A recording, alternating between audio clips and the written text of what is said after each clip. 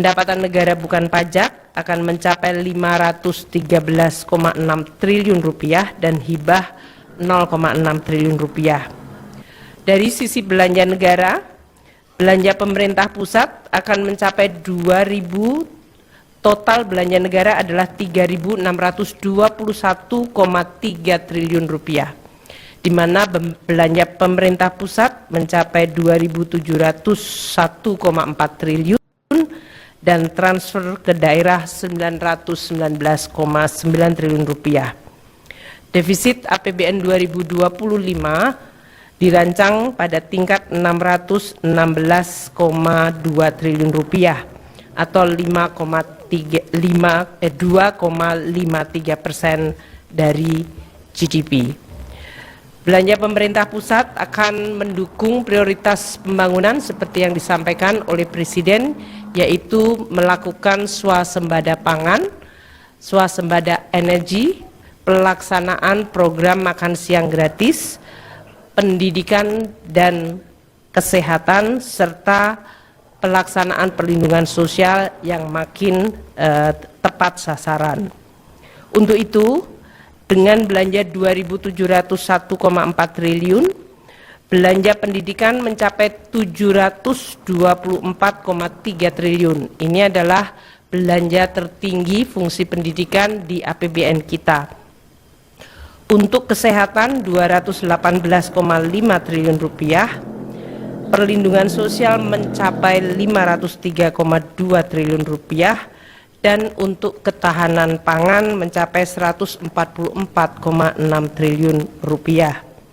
Program makanan bergizi yang dialokasikan anggaran 71 triliun rupiah diharapkan akan dapat meningkatkan perekonomian di daerah dan terutama di desa-desa di dalam rangka untuk mensuplai kebutuhan program makan siang bergizi.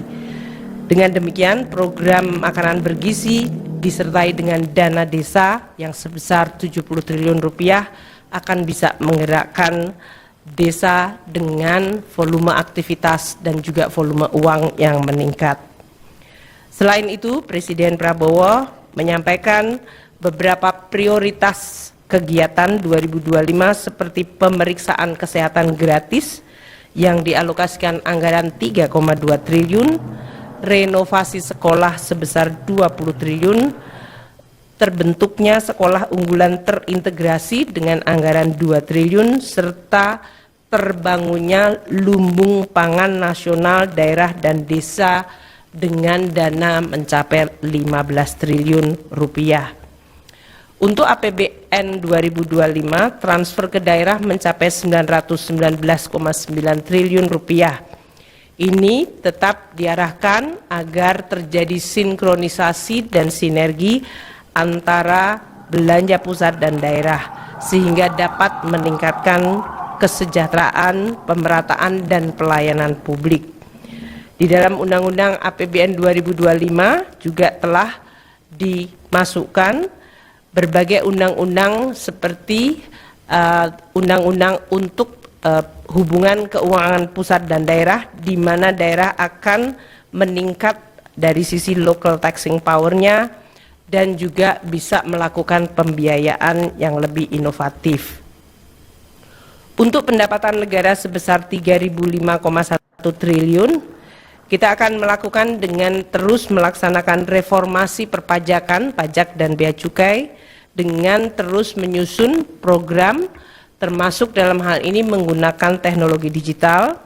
Bapak Presiden terus menyampaikan agar kebocoran penerimaan negara terutama dari tindakan-tindakan ilegal akan terus menjadi pusat perhatian, dan juga dari sisi intensifikasi dan ekstensifikasi dari perpajakan.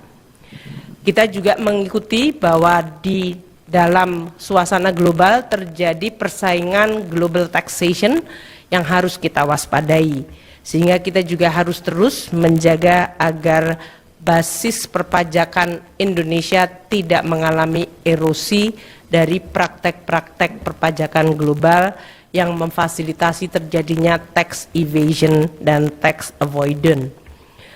Untuk program Cortex dengan pemanfaatan teknologi digital dan juga program CEISA di Bea Cukai akan terus disempurnakan. Juga akan dilakukan joint program serta penegakan hukum seperti yang tadi telah disampaikan oleh Bapak Presiden. APBN 2025 dirancang dengan defisit 616,2 triliun rupiah atau 2,53% dari PDB. Dalam kondisi global yang terus dinamis, pembiayaan defisit akan dilakukan secara hati-hati dengan terus meningkatkan kredibilitas, sustainabilitas, dan kesehatan APBN sehingga biaya dari defisit dapat terus ditekan. Kami juga akan terus menggunakan pembiayaan termasuk di dalamnya dalam rangka penguatan dari Sovereign Wealth Fund dan peranan dari BUMN. Mungkin itu yang kami sampaikan. Hal lain yang mungkin baru pada penyerahan DIPA tahun ini adalah DIPA atau daftar isian pelaksanaan anggaran dilakukan secara elektronik sehingga tidak ada lagi penyerahan buku. Pak Menko juga mendapatkan semuanya dalam bentuk elektronik yang bisa dipindai dari alat elektronik masing-masing yang kemudian masing-masing kementerian dan lembaga telah mendapatkan berbagai data yang sifatnya detail dari anggarannya. Mungkin Pak Menko mau menyampaikan dari sisi contohnya. Tadi saya dapatnya dari Kementerian Luar Negeri karena DIPA-nya saya baru saja di sini kali. Karena tadi Pak Menlu nggak bisa buka jadi saya bukakan. Ini kira-kira kayak gini bentuknya. Yaitu ada jumlah alokasi anggaran per kementerian lembaga untuk berapa program, berapa kegiatan, dan juga dari satuan unit eselon satunya. Demikian yang bisa saya sampaikan. Terima kasih. Assalamualaikum warahmatullahi wabarakatuh. Ya Pak, cukup. Ada pertanyaan? Satu lagi aja. Oke, Pak. Tadi pada saat yang sama Bapak Presiden meluncurkan terkait dengan elektronik e-katalog versi dan diharapkan e-katalog ini bisa dilaksanakan 1 Januari 2025 dan akan dilakukan business matching. Jadi pada saat DIPA dibagi diharapkan yang e-katalog sudah bisa jalan per 1 Januari. Demikian, terima kasih. Belanja pemerintah pusat akan mendukung prioritas pembangunan seperti yang disampaikan oleh Presiden, yaitu melakukan swasembada pangan, swasembada energi, pelaksanaan program makan siang gratis, pendidikan dan kesehatan, serta pelaksanaan perlindungan sosial yang makin tepat sasaran. Untuk itu, dengan belanja 2.701,4 triliun, belanja pendidikan mencapai 724,3 triliun. Ini adalah belanja tertinggi fungsi pendidikan di APBN kita.